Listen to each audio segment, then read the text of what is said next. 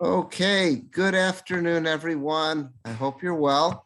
It's Rabbi Akiva Males, and today is Wednesday. It's December 8th, and we're getting ready for Parshas Vayigash. And I want to share with you some Divrei Torah on Parshas Vayigash that we'll find in some of our Mefarshim and some of our commentaries. I hope this will help us all have a greater appreciation for the Parsha that we're going to be reading this Shabbos. So let's see. Parshas Vayigash begins that Yehuda is giving an impassioned speech to Yosef. Yosef has not yet revealed his identity. He has not yet told the brothers that he is in fact Yosef. As far as they know, this is just some cruel Egyptian, a member of the royal leading class that's given them a very difficult time. So Yehuda is pleading the case of Bnei Yisrael, and he's saying this is just not fair what you're putting us through, and then you ask for Binyamin, now you're continuing to put us through. So let's just read the psukim here. So it's Perek Mem Daled, chapter 44. So let's look at Pasuk Lamed. Yehuda says, now if I'm going to go back to Canaan and face my father, and the Nar, the young boy, meaning Binyamin, is not with us, because remember, the Gevia, the special goblet, has been found in Binyamin's bag. That's where it was set up. And Yosef has said that Binyamin could remain as a slave and everyone else could go back home. He's trying to test them to see would they abandon a brother like what they had done to him so many years earlier. And now they're making it absolutely clear that no, we're not leaving anyone behind. So Yehuda says, if I'm going to go back to Canaan and the lad is not with us and I've got to face my father, then Afsho Kshura ben Afsho. Our father's soul is attached to the boy's soul. It's going to kill him if we come back and Binyamin is not with us. Lamed Aleph 31. If he sees that we do not have the lad, we don't have Binyamin, he's going to die of heartbreak. And then your servants will have brought down the aged servant, meaning our father Ziakov, in grief to the grave. So you're going to be responsible for that. He's going to die of heartache and we'll have killed him, but ultimately it's going to be on you. Lamed Beis 32. Ki avdecha arev, is that arev or arav? I can't see. Arav is hanar, is that your servant, meaning me, the one who's speaking, Yehuda, I have assumed total responsibility. I've stepped into the role of being a guarantor for the boy. For my father, and this is what I said, if I do not bring him back to you, I will have sinned against my father forever, meaning I'm taking total responsibility. I'm willing to sacrifice my olam hazeh, olam haba. I'm willing to sacrifice everything in order to bring back this boy, to bring back Binyamin. Lamed Gimel 33. Now let me, your servant, meaning let me, Yehuda, swap places with Binyamin. Let me be your slave for now on. And let Binyamin go back to be with go up with the brothers to be with his father.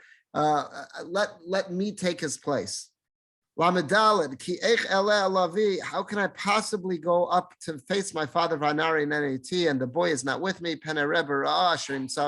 How can I see the misery that'll befall my father? So here's Yehuda showing this incredible amount of loyalty, both to Binyamin and to their father, to Ziakov. And this is ultimately what moves Yosef to say Yosef can't contain himself anymore. He starts to cry. He reveals himself, I'm Yosef, and is my father still alive? Basically, what he's saying is, according to the commentaries, is this is so beautiful, this act of brotherhood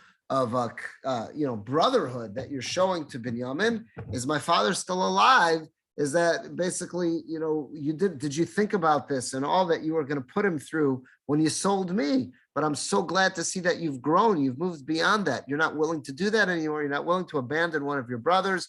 In fact, Yehuda is willing to take his place. This is an incredible amount of loyalty, and that's what moves Yosef to finally reveal himself, because he's seen the family is healed. They've matured, they've grown up. They're no longer the squabbling bunch of brothers that they once were.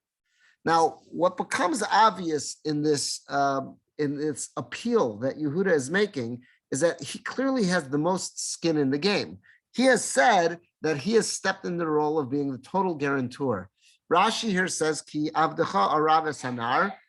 That's going on Lamed Beis on 32. Yehuda is explaining that I have stepped into the role of being the guarantor, to the one assuming total responsibility.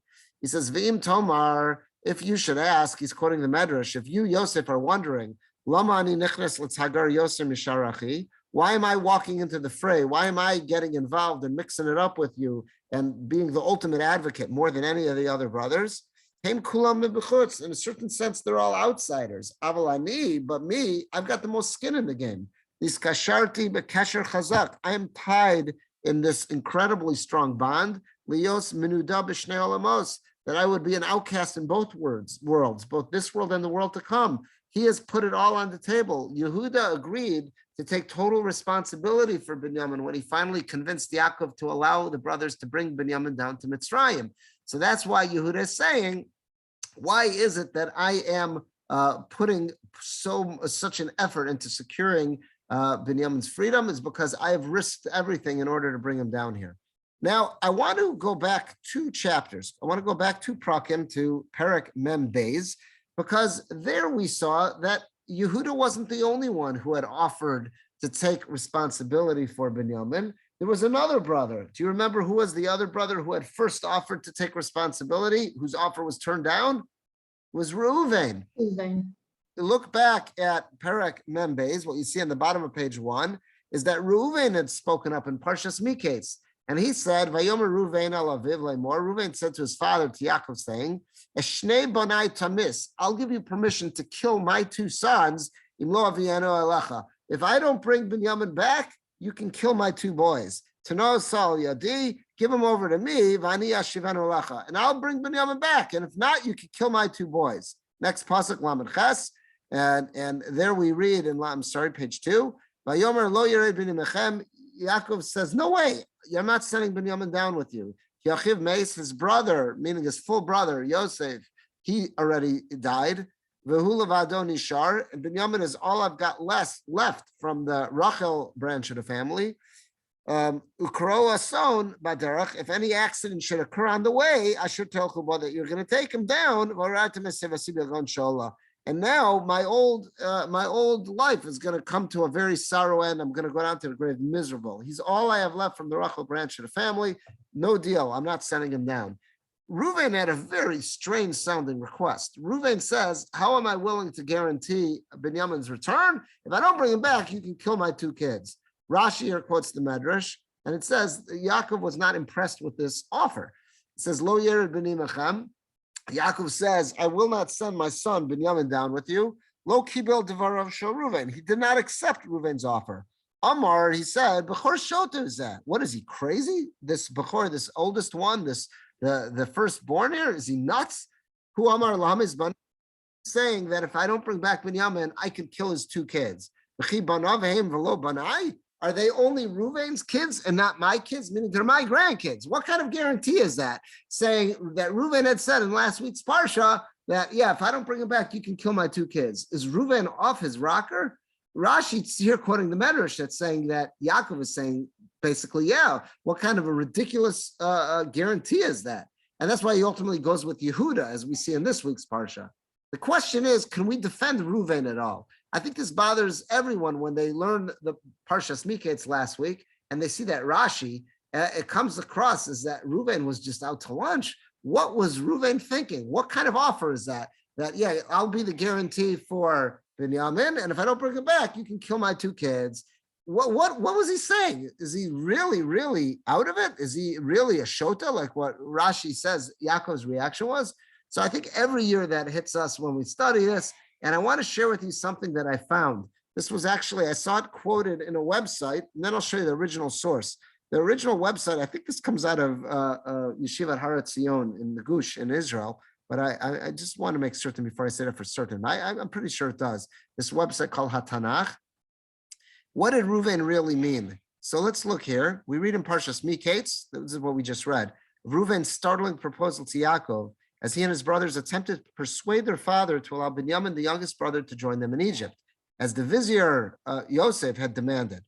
Yaakov adamantly refused to allow Binyamin to join them, fearful that something might happen to Binyamin. Reuven tries to assure Yaakov by offering that Yaakov could kill his 2 sons if Binyamin did not return home safely. Yaakov naturally refused, and Rashi, citing the Medrash, writes that Yaakov, at least inwardly, ridiculed the suggestion that this offer would give him assurance of Binyamin's safety. The question arises as to what Reuven actually had in mind in making this proposal. Why did he think this would convince Ziakov to allow Binyamin to travel to Egypt? One simple possibility, perhaps, is that Reuven was merely expressing his confidence that Binyamin would return safely. He was not offering to Yaakov the right to kill his two sons if Binyamin did not return. He was rather committing to ensure Binyamin's well-being to the point where he was prepared to wager his own son's life for it. So just pause there. I think that's the simplest way to understand this, is that the same way, kids will often say, I'll bet you $1 million. Come on. Does this kid who's on the playground, who's saying that to his friend, have access to $1 million? No way. But it's rhetorical. He's saying it's just an overblown sense of confidence. I'm so convinced that I'm correct, I'll bet you $1 million. Kids always say stuff like that. So that's what Reuven was saying here. Reuven was saying, you could kill my two kids. Of course he didn't mean it. He was just expressing that of how confident he was that he would bring Binyamin back. That's, I think, the simplest way to understand this. But then he quotes someone here, a very interesting approach. We'll see it in the original Hebrew soon. I had never heard of this person he's quoting before. A different approach is taken by Rav Aryeh Nachum Lubetzky in his Nachal Kedumim. Now, I asked some of the kids, and I think I even emailed Rabbi Lubetzky, who used to live in Memphis, saying, is he aware of this being an ancestor? And he told me he's got no knowledge of it. It could be, they share the same last name. It came from the same town back in the old country, but to his knowledge, they shared there's no relation there.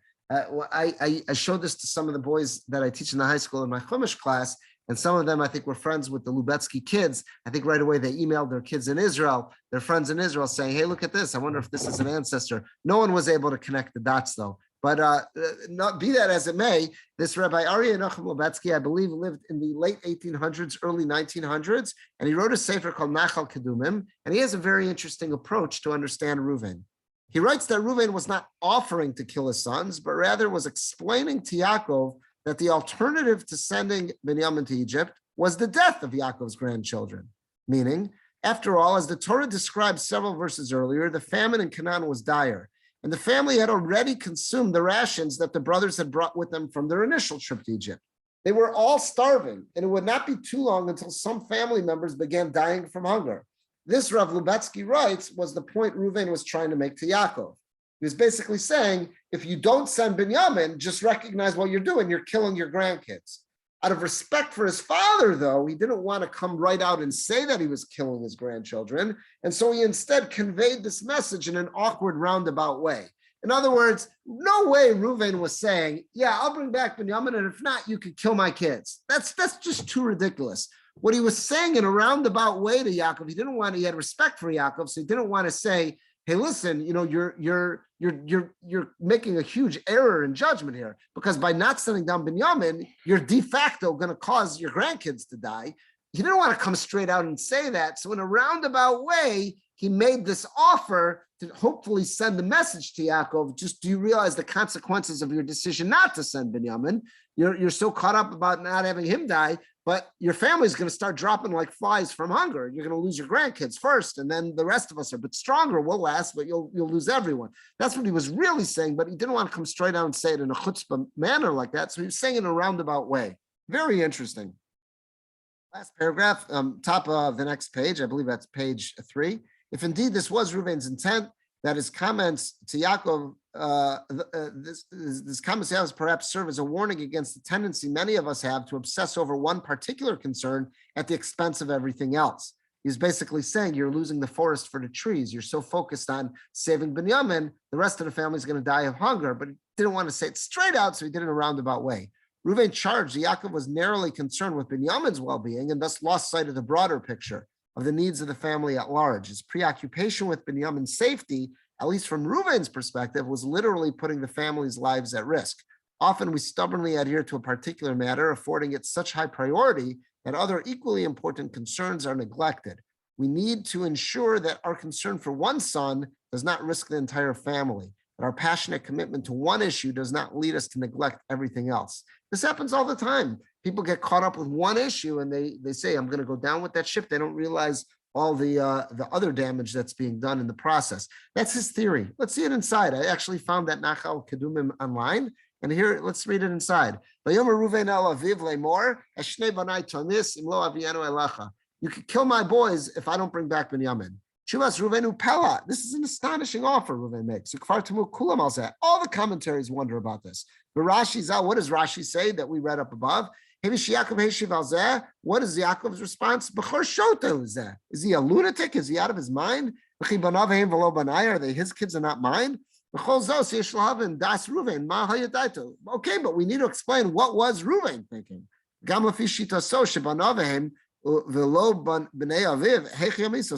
And also, what did Ruven really offer? That he could kill, that Yaakov could kill his kids? This makes no sense. So what was he thinking?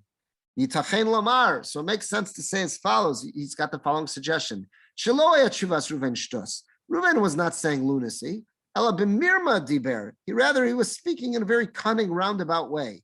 Yaakov did not want to hand over Binyamin because he was so precious to him. But what Yaakov should have been thinking about was all of his sons, including Binyamin, and all his grandchildren are in imminent danger. By Yaakov refusing to send down Binyamin, what was he showing? The special love that he had for Binyamin, to play the Talubam. And he says it was worth more, the love, the special bond he has with Binyamin, you're essentially saying, is worth more than all your kids and more than all your little grandchildren who are depending on them. You don't have what to feed them. So what was Reuven saying? You will kill my two sons. What did he mean? By worrying so much about Binyamin, you really aren't showing much concern for my kids. You may as well kill them. She didn't want to come straight out and say that to Yaakov because that's a little bit chutzpah to say your love that your value system is clouded. It's being warped by your insane love for Binyamin. You're willing to kill all your grandkids. You're willing to kill my kids because you love Binyamin so much. But he doesn't want, that's chutzpah to say that to his father, saying, "Dad, you missed the boat." So he does it in a roundabout manner. Rak Ramaz lo alzeh. He hints to it. And that's why you can clearly see this kind of between the lines. He didn't come straight out and say, "I give you the right to kill my sons." He threw in the word lemor as if to say, "Shamar Ruven shehu miyusar." Why does Ruven throw in the word lemor? So it makes sense to say, "Ki Ruven lo amar zos dvarim kipshutan." Ruven wasn't saying straight out, "Yeah, here's the deal. I bring back Binyamin or you kill my two kids." That's not what he was doing. He gave an answer that the essence of his answer was to say, "Shnei banai tamis." Yeah, you'll essentially kill my two sons. Kavanaso hayakanal. But really his kavana, his intent was what he set up above. Shiasim Yaakov el libo. I'd like you to think about this a bit more. Shalav lidog lebnei banav. Lebanav uvnei banav. You need to think a little bit more about how your decisions are affecting all of your sons and all of your grandchildren. That's really what Reuven was saying, but he couldn't be so chutzpahdik and be so straightforward and say it to Yaakov, so he tried saying it in a way. That's what this Nachal Kedumim wants to suggest. I thought that's a fascinating suggestion. What this does is it adds a little bit more to the dimension of the story, and it gives a little bit more intelligence to Reuven, a little more sophistication as to what the deal was that Reuven was broaching.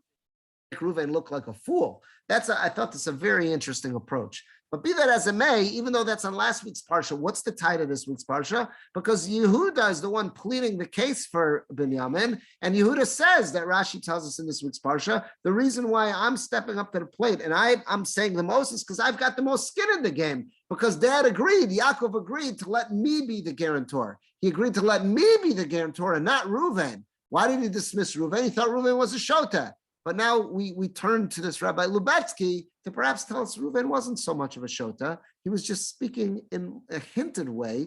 Yaakov didn't pick up on that hint. But what I like about this is it adds some sophistication to what Reuven does, and we don't have to walk away thinking Reuven was just out to lunch. I thought that's a very interesting approach. Right? It comes out, though, Yaakov did not get his hint. Yaakov was so concerned for Binyamin that it comes out Yaakov didn't get his hint, and that's why Rashi quotes the Medrash saying Reuven's a fool. But again, we'll say Reuven wasn't a fool. He was trying to speak in code. Yaakov just was so consumed with the love he has for Binyamin that he didn't get the hint that Reuven was dropping. Let's move on. So in our parsha, in the next parak, in parak Mem Hey, in chapter 45. So after Yosef reveals himself, the pasuk says, "Vayomer Yosef el achav." Yosef says to his brothers, "Geshu na elai v'yigashu." Please come closer to me, and they all drew closer. Vayomer, and he says again to them, "Ani Yosef achichem." You see, I'm telling you, I really am Yosef, your brother. Asher machartem osim Mitzrayim, that you sold to Egypt. So first he says, "Ani Yosef od avichai." And then they're all astounded. And then he says, "Geshu na elai." No, come close, chevra. And then he says to them again softly, "I'm telling you the truth. I'm Yosef. I'm the guy you sold to Egypt." Rashi here says, why did he say Geshu na elai? So some of the commentators say, come on, gather in for a group hug. I want to show you guys all I love you. I'm not mad at you. That's what some say. Rashi says there's a little more going on here. Rashi says, Geshu na elai. I want you all to come close to me. Please come close. He saw that they were retreating backwards. They were scared. So now he says, my brothers, he says, my brothers are very embarrassed and they're scared. That's why he calls out to them, come on, guys, gather in, please. He uses a pleading expression, please gather close. I want to show you some love. But then Rashi has another detail based on Medrash. Another reason he wants them to come close, he also wanted to show them, Shehu Mahul, he had a bris milah, he was circumcised. He lifts his robe, he lifts his tunic to show them his member, to show them that he had a bris milah. That's why Geshu na elai, why he wants them to draw close. Because he's trying to prove, I really am Yosef. Don't you recognize who else in this world has bris milahs? We're not living in Western Europe or Western society in America in the 21st century, where the overwhelming majority of boys who are born have circumcision. Again, they don't have bris milah like what we're used to have with a moel. They'll have it done in the hospital as a medical procedure, but the overwhelming majority of kids born in America have circumcisions. That was not the case in ancient Egypt. So what Yosef is doing, Geshu na elai, draw close. Come on close, guys. I want to show you something. He lifts his robe to show them he has been circumcised. And that was the ultimate way of proving we're family, because nobody else at that time was getting circumcised. That's what Rashi is telling us. There's an obvious question on this, though. If we look back to Parshas Miketz, last week, we saw that as the famine intensified, we're now on the next page, page 4, I believe. It's page 4, top of page 4. As the famine intensified, we're told that the inhabitants of Mitzrayim were starving, and they approached Yosef for food, and then they complain about this to Paro. Let's look at the pasuk. So it's in Parak Mem Aleph, chapter 41. It's pasuk Nun Hey 55. The pasuk says, "Vatirav kol eretz Mitzrayim." Everybody in Egypt was extremely hungry. Vaitzaka amel Paro lalachem, and everyone cries out to Paro saying, "No, give us some bread, give us some food." Vayomer Paro l'chol Mitzrayim. So Paro says to everyone, "What are you talking to me for? L'chuel Yosef, go to Yosef. Asher yomar lachem tasu. Whatever he asks of you, whatever he tells you to do, that's what you need to do."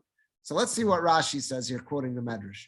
Rashi says, what did it mean that Paro says, do what he tells you to do? Yosef was asking all Egyptians, if you want to buy food, you got to get circumcised. But they're not happy about this. They don't want this procedure. They said, this is crazy. We're adult men and you want us to get circumcised? What are you talking about? So they come to Paro to complain. They go to Paro to complain. And they say, you hear this, Mishagas? We want food, and Yosef's telling us we got to cut off our foreskins. Amar Lam. So Paro responds, Lama lo tzivartem bar. Well, why did you guys not store up food before the famine? Yosef made it very public, was very known that there was a famine coming. Amrulo, they say to him, we did, asafnu harbe. We did store up a lot of food, kiva, but for some reason it all rotted. And God did this to make it that everyone's got to go to Yosef. Amar Lam, so Paro says, in Cain, kol asher yomar lachem tasu. You better follow Yosef's orders. If you stored up food and it rotted, it all went bad, it must be he's some kind of sorcerer. The same way he knew the famine was coming, he must have cast some spell that ruined your food. Asher yomar lachem tasu. Everything he says to you, you better do it. Hare gazar al tfuah ver kiva. He must have, as a sorcerer, issued some kind of decree, cast a spell, and your food went bad. What if he casts a spell against us and we all die? don't mess with Yosef. If he says do something, follow his instructions. He obviously knows what's going on. That's what Paro responds there. So just off the bat, some of the commentators wonder, why did Yosef want Mitzrayim to be circumcised? He wasn't trying to convert anybody. Why does he want them to be circumcised? So some of the commentators suggest he knew his family is going to be coming down to Mitzrayim soon, and he doesn't want them to be embarrassed if they're in the locker room or whatnot, that they should stand out, stick out like a sore thumb, that they're circumcised and nobody else around them is. So he does is he figures, let me change the culture. I'll change the what's the accepted norm here is that now, okay, men are circumcised. So now they're not going to stand out like a sore thumb. They'll have nothing to be ashamed of when they're in the dressing room, if they're in the locker room, whatever it is. That's what they explain there. But be that as it may, this raises a very serious question. If all of Mitzrayim had bris milah, if they were all circumcised, go back to our Rashi on Gishuna Elai. Yosef says, Chevra, draw close. I want to show you I really am your brother Yosef. And how does he do that?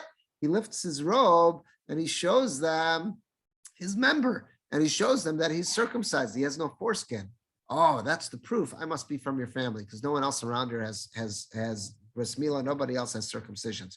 What do you mean? In last week's Parsha, Rashi quoted the Medrash and told us that one of the demands Yosef put on Mitzrayim when they came to him for food was they have to get circumcised. So how now could he say, look, I'll prove to you I really am your brother. Look, I'm circumcised.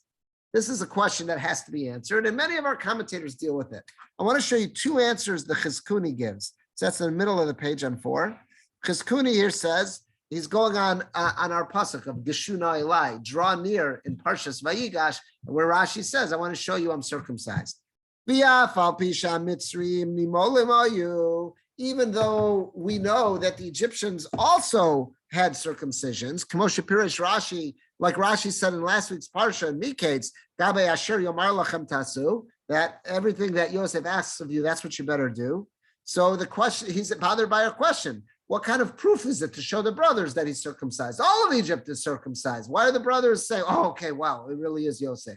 Well, what's the big novelty? Everyone around us is circumcised. So the Chizkuni gives two answers. Number one, Hainu machmas dochek rav. Which Egyptians got circumcised? The ones who were suffering terribly from the famine and had to go to Yosef to buy food. Aval hu ashir haya. But Yosef was rich. He was royalty. He was nobility. He didn't need to go before the mashbir, the provider, and beg for official Egyptian handouts. He was living in the palace. So someone living in the palace, he didn't have to ask for this, and therefore they wouldn't have made this demand of him to get circumcised. Therefore, the brothers say the only reason to explain why this guy is circumcised must be he's one of us. He's part of the tribe. He's really our brother. So the first answer the Chizkuni gives is that you're right. Yosef did tell the Egyptians, if you want food, you've got to get circumcised. But what Egyptians? Just the ones who are feeling the brunt, the weight of the famine. Yosef's living in the palace. He's in charge of all the storehouses. Why would he have to get circumcised? He didn't come begging for anything. So the brothers say, wow, if he's circumcised, there's no way to explain it other than to say he's a member of the family. That's his first answer.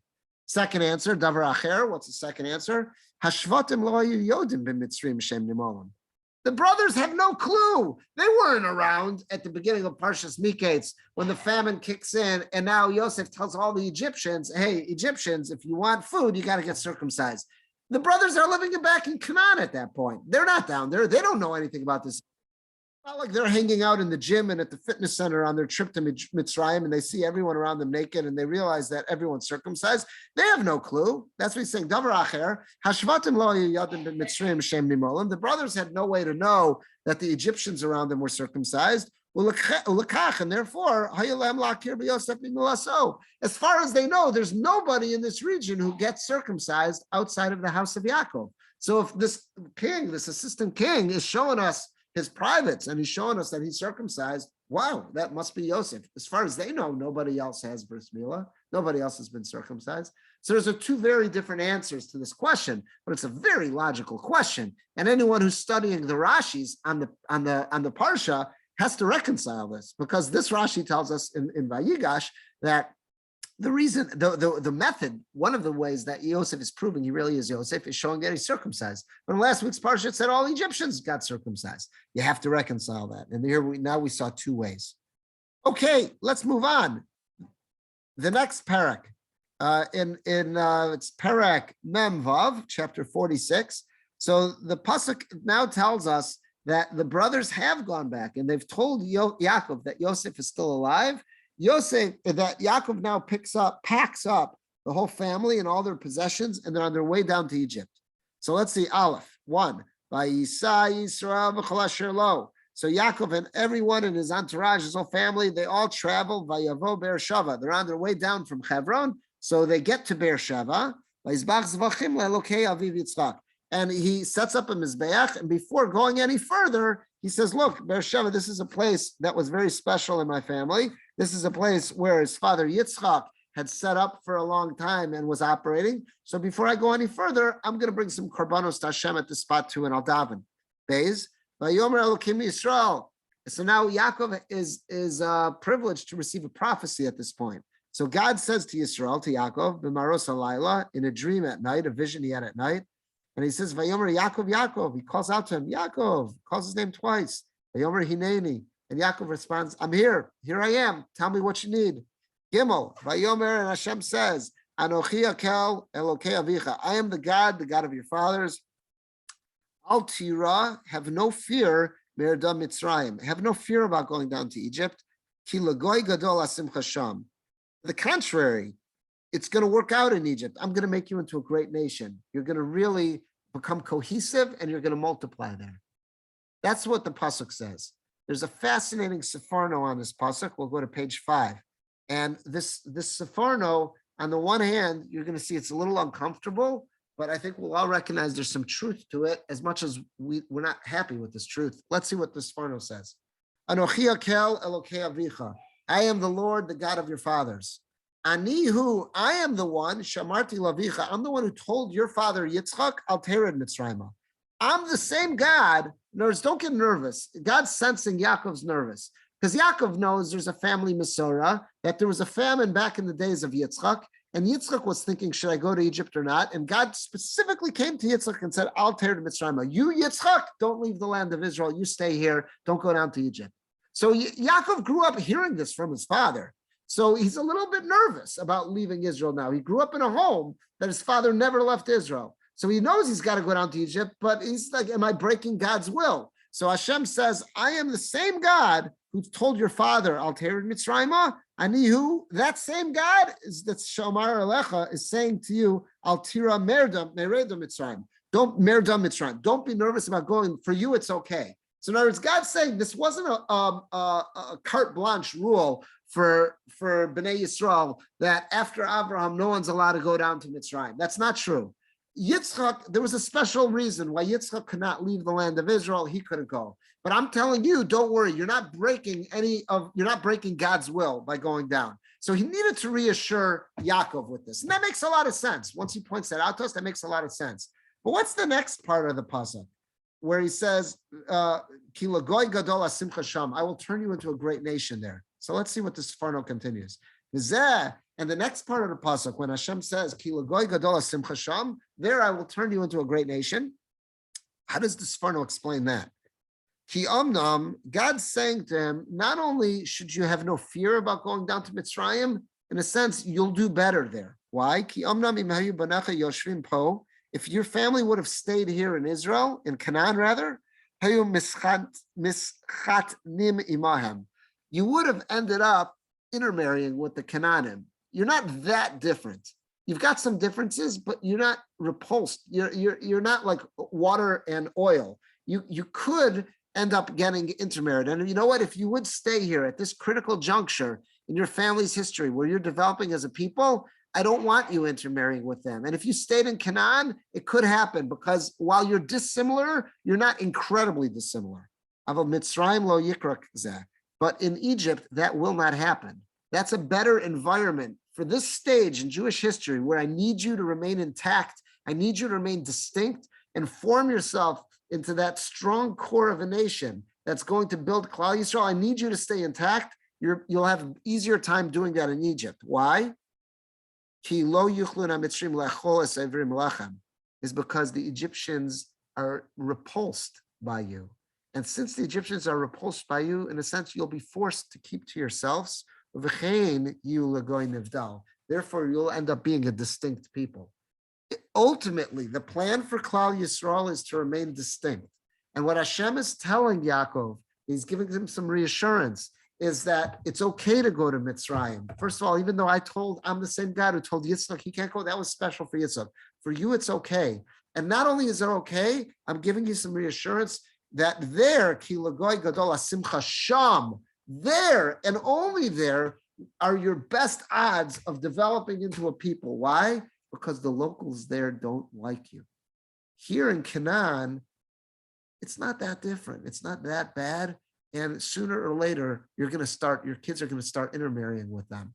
But that's not what I want. You've got to remain this distinct people. You have a mission to accomplish. I've got a specific goal for you. I need you to remain intact and distinct. That can happen in Mitzrayim. It's not going to happen here. Now, what's uncomfortable about that is that this seems to be, unfortunately, or fortunately, however you want to say it, this seems to be true of Jewish destiny and Jewish history. We as a people do not do all that well when our host country welcomes us with open arms. Just look at what's going on in America now. Outside of the Orthodox community, intermarriage rate is over 70%.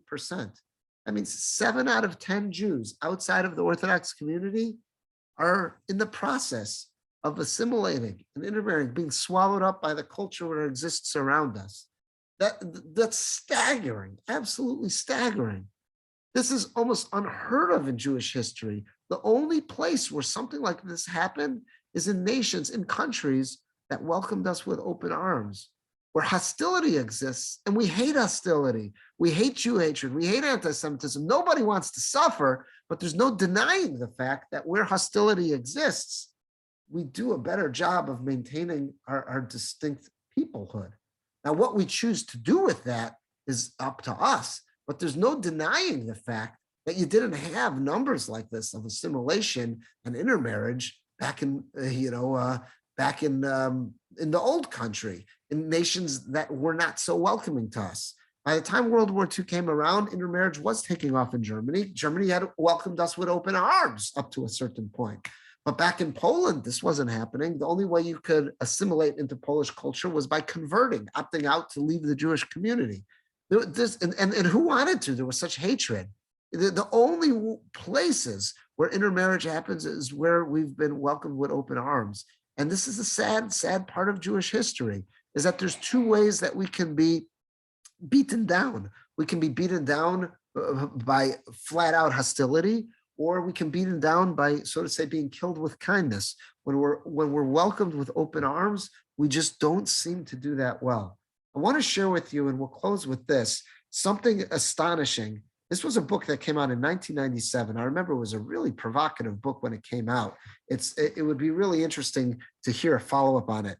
Alan Dershowitz wrote this book. It was called The Vanishing American Jew, in Search of Jewish Identity for the Next Century. I just want to read to you something from its introduction. But basically, Alan Dershowitz was recognizing the fact that American Jewry is really at a crisis stage. Even though we're incredibly successful and we've never had an experience in Gullus quite like this, in exile quite like this, we're being the victim of our own success here in terms of losing a focus and assimilation that's kicking in. I think what prompted him to write this book was he had some of his own children fell in love with, one of his sons had fallen in love with a girl he met in college and married her and intermarried, and Dershowitz was coming to grips with that. I think let's first read his introduction, and we'll talk about a little what he proposes and whether or not it's a good idea, what Torah would say about this. But anyhow, this is from his introduction. I found it online. I used to have this book. I don't think I still do. I used to have this book. Let's read something from the introduction. The Jewish question for the 21st century. Can we survive our success? The good news is that American Jews as individuals have never been more secure, more accepted, more affluent, and less victimized by discrimination or anti-Semitism. The bad news is that American Jews as a people have never been in greater danger of disappearing through assimilation, intermarriage, and low birth rates. The even worse news is that our very success as individuals contributes to our vulnerability as a people. The even better news is that we can overcome this new threat to the continuity of American Jewish life and emerge with a more positive Judaism for the 21st century, a Judaism that is less dependent on our enemies for its continuity, and that rests more securely on the considerable but largely untapped strengths of our own heritage. I just want to cut to the chase. Instead of advocating for a return to Torah and mitzvos, and that's how we're going to survive, he says, nah, come on, be a realist. That's not going to work for 99% of Jews, so we've got to come up with something else. His model he comes up with hasn't worked, and it never has shown throughout history to work, and it hasn't worked in the years since 1997 when he wrote this book, and intermarriage and assimilation has just skyrocketed even more than it was in 1997. Our answer would be, yeah, how do we survive this? By embracing the opportunity that America gives us to live full Jewish lives and live committed lives of Torah and mitzvahs. That's how we would say how to meet this challenge. He just flippantly says, yeah, but let's be a realist. The majority of American Jews isn't going to do that, so we got to come up with a different route. That different route hasn't worked, won't work, and never throughout history has worked. Anything less than a commitment to Torah and mitzvahs isn't going to do it. But that's where he ultimately is led. But let's look at this introduction some more. American Jewish life is in danger of disappearing, just as most American Jews have achieved everything we ever wanted: acceptance, influence, affluence, equality. As a result of skyrocketing rates of intermarriage and assimilation, as well as the lowest birth rate of any religious or ethnic community in the United States, the era of enormous Jewish influence on American life may soon be coming to an end. Although Jews make up just over 2% of the population of the United States, approximately 5.5 million out of 262 million, many Americans mistakenly believe we constitute a full 20% of the American people because of our disproportionate visibility, influence, and accomplishments. But our numbers may soon be reduced to the point where our impact on American life will necessarily become marginalized. One Harvard study predicts that if current demographic trends continue, the American Jewish community is likely to number less than 1 million and conceivably as few as 10,000 by the time the United States celebrates its tricentennial in 2076. Other projections suggest that early in the next century, American Jewish life as we know it will be a shadow of its current vibrant self, consisting primarily of isolated pockets of ultra-Orthodox Hasidim, or ultra-Orthodox. Basically, what he's saying is the only, some studies are showing, the only branch of Jewry, the only significant group of Jewry that's going to be able to survive the accepting nature of America is those who are living full committed lives to Torah and mitzvahs. Again, instead of pushing for that now, he says, but come on, that's just not going to work for the overwhelming majority, so we got to do something else. Of course, that's not going to work. Jews have faced dangers in the past, but this time we may be unprepared to confront the newest threat to our survival as a people, because its principal cause is our own success as individuals. Our long history of victimization has prepared us to defend against those who would destroy us out of hatred. Indeed, our history has forged a Jewish identity far too dependent on persecution and victimization by our enemies. But today's most serious threats come not from those who would persecute us, but from those who would, without any malice, kill us with kindness, assimilating us, marrying us, and merging with us out of respect, admiration, and even love. The continuity of the most influential Jewish community in history is at imminent risk unless we do something dramatic now to confront the quickly changing dangers. This book is a call to action for all those who refuse to accept our demographic demise as inevitable. It's a demand for a new Jewish state of mind capable of challenging the conventional wisdom that Judaism is more adaptive to persecution and discrimination than it is to open, free, and welcoming society. That Jews paradoxically need enemies in order to survive. And anti-Semitism is what kept Judaism alive. This age-old perspective on Jewish survival is illustrated by two tragic stories involving respected rabbinical leaders. Here's the first one. The first story takes place in 1812 when Napoleon was battling the Tsar for control of the Palace settlement, the western part of Tsarist Russia, where millions of Jews were forced to live in crowded poverty and under persecution and discrimination as second-class subjects. A victory for Napoleon held the promise of prosperity, first-class citizenship, freedom of movement, and an end to discrimination and persecution. A victory for the Tsar would keep the Jews impoverished and miserable. The great Hasidic Rabbi Shner Zalman, the founder of Lubavitch dynasty, stood up in his synagogue the first day of Rosh Hashanah to offer a prayer to God, asking help for the leader whose victory would be good for the Jews.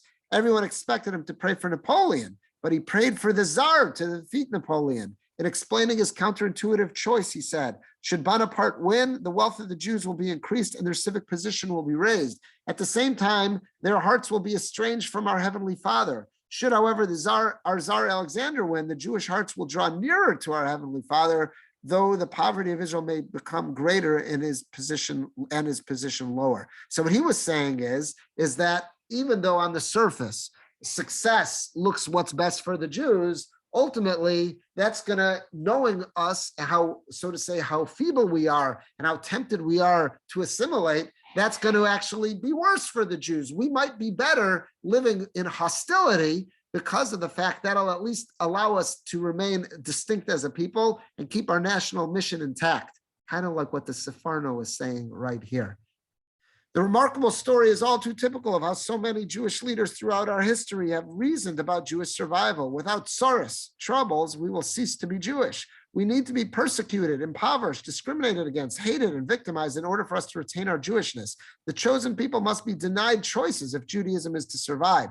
If Jews are given freedom, opportunity, and choice, they will choose to assimilate and disappear. Again, so what Dershowitz wants to do is say how even within all those opportunities, we can remain Jewish, but not a Jewish that has anything to do with Torah and mitzvahs. He wants to create a whole new paradigm, which again has never succeeded throughout history and hasn't succeeded since 1997 when he wrote that. Our answer would be, we bless God, we thank God every day that we're living in America, that we have freedom, but ultimately we recognize that unless we struggle, we sink our fingers, we remain tenaciously attached to the Torah and mitzvahs, we're going to get swept away. The only way to survive this incredible time and place that we're living is to remain tenaciously attached to Torah and mitzvahs. Let's just see this last paragraph from his introduction. I call the approach taken by these rabbis the tsaros theory of Jewish survival. Under this theory, the Jews need external troubles to stay Jewish, nor has this fearful negative perspective on Jewish survival been limited to ultra-Orthodox rabbis. Many Jewish leaders, both religious and secular, have argued that Jews need enemies, that without anti-Semitism, Judaism can't survive. Theodor Herzl, the founder of political Zionism and a secular Jew, believed that our enemies have made us one. It is only pressure that forces us back to the parent stem, meaning Herzl recognized that freedom was going to bring assimilation, we're going to fall apart. He also recognized this. Again, he wasn't advocating for a return to Torah and mitzvahs, but he thought a political movement of secular Zionism could keep us together. You see how that, well, that's worked. In a prediction that reflects an approach to the survival of Judaism strikingly similar to that of the founder of Lubavitch Hasidim, Herzl warned that if our Christian hosts were to leave us in peace for 2 generations, the Jewish people would merge entirely into surrounding races. How wrong is that based on what we're seeing in America? And you just want to like slap Dershowitz. He's such an intelligent person. He doesn't see that. Albert Einstein agreed. It may be thanks to anti-Semitism that we are able to preserve our existence as a race. That at any rate is my belief. Jean-Paul Sartre, I don't know how to pronounce the last name, Sartre, a non-Jew, went even further, arguing the sole tie that bonds the Jewish people together is the hostility and disdain of the societies which surround them. He believed that it is anti-Semite who makes the Jew. Again, I hate to give any credits, any kind of credibility, any type of appreciation, and God forbid, we're not giving any appreciation to our haters. We want nothing more than to have a life of freedom and liberty. But what we do recognize is that the overwhelming majority of Klal Yisrael does not make the right choices when those opportunities are given to them. And we pray, we hope and pray, and that's why it's our job to model Judaism and to show people that living a life of Torah and mitzvahs is not a burden. On the contrary, it'll enhance our lives. And all the freedoms and opportunity that exists will be enhanced by living a life of Torah and mitzvahs. That's what we need to do. That's how we need to live our lives. And that's how we need to model this for other Jews. Because if we can actively be that role model, hopefully we can bring some other Jews along lines here. But this is what we recognize, is that opportunities and freedoms are so enticing that given that, the overwhelming majority of Jews will choose to assimilate and to intermarry. And that's what we're seeing taking place all around us. And as much as Alan Dershowitz wants to envision a different form of Judaism, it doesn't exist. It hasn't existed. It hasn't worked. It never has, and it won't. And this is what the Seforno says God was telling, HaKadosh Baruch Hu was telling Yaakov Avinu. Don't be nervous about going to Mitzrayim. And on the contrary, Ki lagoy gadol asimcha sham. Only there, if you stay in Canaan, where again, it wasn't like that was America, it wasn't the Golden Medina, but things were okay there. He says, if you stay in Canaan, you won't keep your distinctive nature. You will intermarry, you will assimilate. But in Egypt, where you're surrounded by a culture that is hostile to you, there you'll be able to live out and achieve your national mission by remaining distinct. Again, God forbid, we don't want to return to hostility. We don't want to return to persecution. We don't want that. But what we recognize is the truth of this. We recognize that the overwhelming majority of the Jewish people do not make good decisions when they're in a position of affluence, a position of freedom, and a position of opportunity. We're not praying to go back to hatred. We're not praying to go back to oppression. What we are praying for is that our brothers and sisters, Achenu B'nai Yisrael, everyone should hopefully see what we're doing, the lives that we want to live of Torah and mitzvahs, and show how this enhances our lives. We're richer for it. We're happier for it. If we can project that message, then hopefully Jews living in a free society with opportunity can find their way back to Torah and mitzvahs, and we could somehow or another change these devastating statistics that are out there. I thought this is a fascinating Seforno. Again, I'm not saying it's comfortable. There's a lot about it that's not comfortable, but it's reality, and we have to recognize it. And I think each and every one of us know that it's true, but we also know the solution to this is not what Alan Dershowitz was shooting for. It's not what the secularists were shooting for, about trying to form a new Jewish identity. It's only through Torah, only through mitzvahs. That's what could unite us as a people, and that's what could keep us distinct and allow us to stay alive, to stay vibrant, and to remain that force that Hashem wants us to be. Hopefully, we'll find the strength to live such lives and to live it with happiness and joy, and to role model this for other Jews that are out there. I'm going to